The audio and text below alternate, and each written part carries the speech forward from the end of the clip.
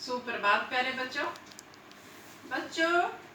हमने चिट्ठियों की अनूठी दुनिया पाठ का अध्ययन कर लिया। अब हम इसी पाठ की भाषा की बात करेंगे।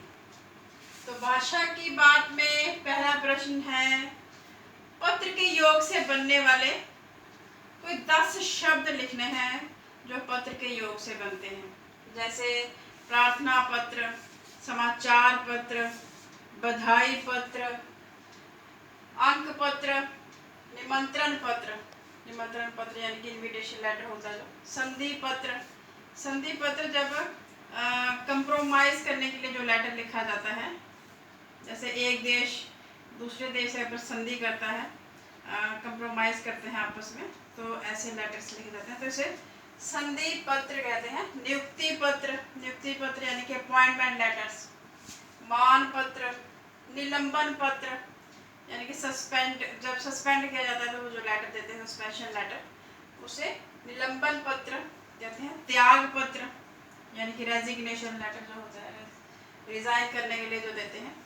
तो इस तरह से हमने जो 10 उन्होंने बोले थे, हमने 10 लिख दिए हैं। प्रार्थना पत्र, बधाई पत्र, निलंबन पत्र, समाचार पत्र, अंक पत्र, ठीक है, संधि पत्र, नियुक्ति पत्र, मान पत्र, निलंबन पत्र और त्याग पत्र। अब दूसरा प्रश्न है, इक प्रत्यय के योग से शब्द बनाने हैं। इक प्रत्यय लगाकर, वो भी पाठ से ढूंढने हैं। तो मैंने पाठ से ढूंढ के लिखा, जैसे आर्थिक इक प्रत्यय लगाकर बना। जैसे अर्थ प्लस इक जो है आर्थिक बनता है। स्वाभाविक, स्वभाव प्लस इक स्वाभाविक होता है। अंत में इक लगा है तो इक प्रत्यय लगाकर ये शब्द बने हैं। आंतरिक, अंतर प्लस इक आंतरिक। आध्यात्मिक, अध्यात्म प्लस इक आध्यात्मिक।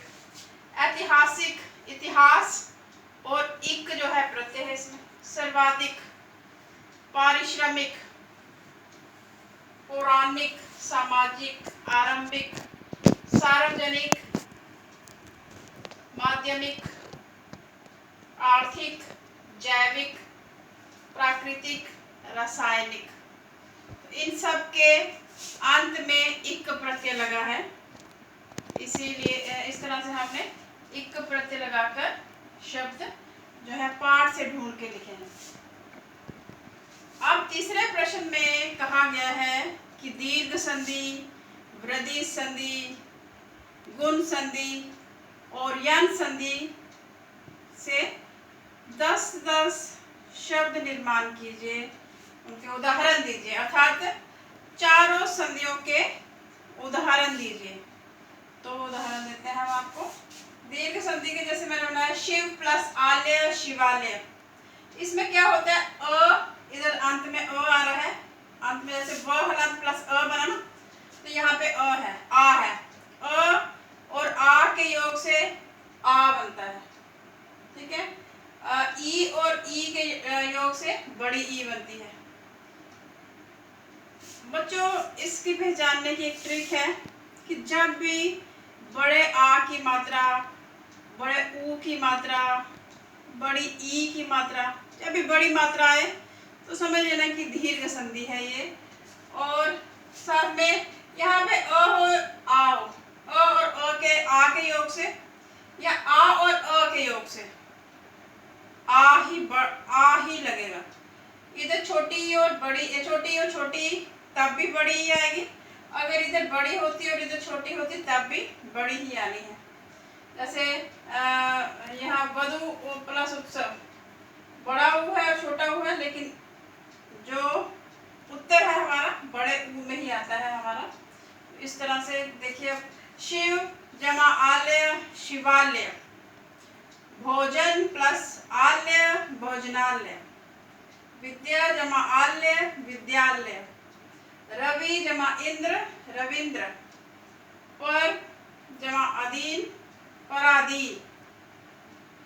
पुरुष जमा अर्थ, पुरुषार्थ। वधु जमा उत्सव, वधुत्सव। बड़ा ऊ आया है यहाँ पे। भानु जमा उदय, भानुदय, बड़ा ऊ। मुनि जमा ईश्वर, मुनीश्वर, बड़ी ई आ गई यहाँ पे। परीक्षा जमा अर्थी, परीक्षार्थी। अब देखिए गुण संधि। गुण संधि में क्या होता है, गुण संधि में हमेशा जब भी एक तो ए की मात्रा होती है, ए की मात्रा होगी, या ओ की मात्रा होगी, इस तरह से मात्रा आएंगी इसमें गुण संधि में।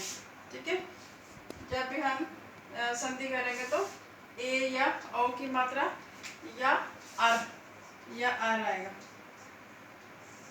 इस तरह से इसको याद करने की ये ट्रिक है। नर जमा इंद्र, नरेंद्र, ए आया यहाँ पे। महा जमा उत्सव, महोत्सव, ओ आया। सप्त जमा ऋषि, सप्त ऋषि, यहाँ पे आर आया। सूर्य जमा उदय, सूर्योदय, ओ आया यहाँ पे। लंका जमा ईश, लंकेश, यहाँ पे ए की मात्रा है। नर जमा ईश, नरेश, ए की मात्रा है यहाँ पे।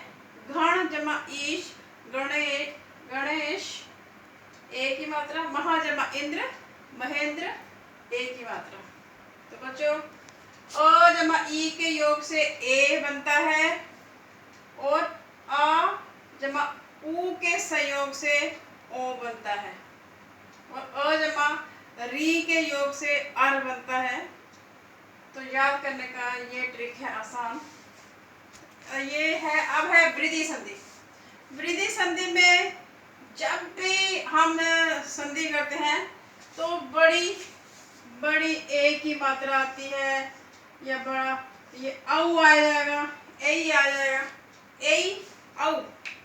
ठीक है, वृद्धि संधि में हमेशा सदा जमा एव, सदैव, आ और ए के योग से आई बनता है, और ए के योग से आई।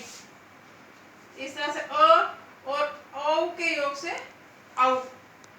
सदा जमा एव, सदैव, एक जमा एक, एक, सदा, तथा जमा एव, तथैव, वन जमा औषधि, वनौषधि, महा जमा ओजस्वी, महोजस्वी, भाव जमा ऐक्य, भावैक्य, मत जमा ऐक्य, मतैक्य, महा जमा ओज, महौज, परम जमा औषधि, परमौषधि, महा जमा ऐश्वर्य, महेश्वर्य।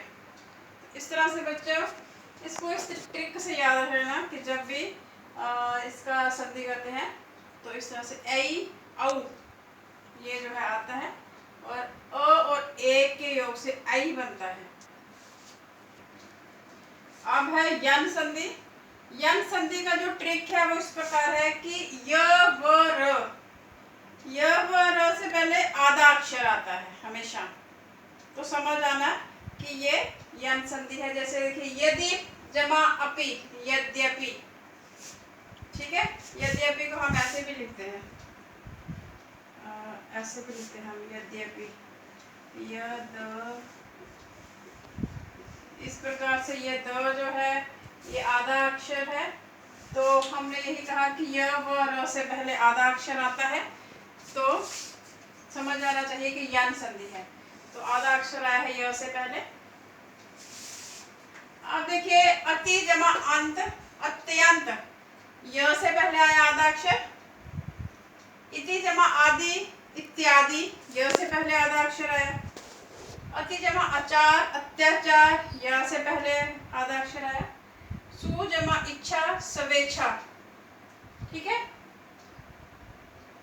अब देखिए ई, इसका जो असल में जो आपने रूल जो है, जो नियम है इसका, वो है अ जमा अ जो है अय बन जाता है। फिर आगे देखते हैं सु जमा आगत, स्वागत।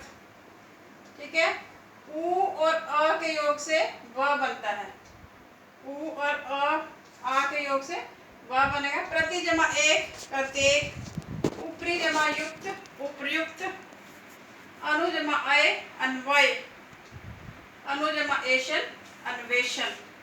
तो आपने ये नियम जो है, ये ट्रिक जो है, आपने य व र से पहले आधा अक्षर, तो देखिए ब से पहले आधा अक्षर, ब से पहला आधा अक्षर, इस तरह से यह है यन संधि के कुछ उदाहरण। तो बच्चों ये थी आपकी भाषा की बात। आशा है आपको समझ आ गई होगी। धन्यवाद।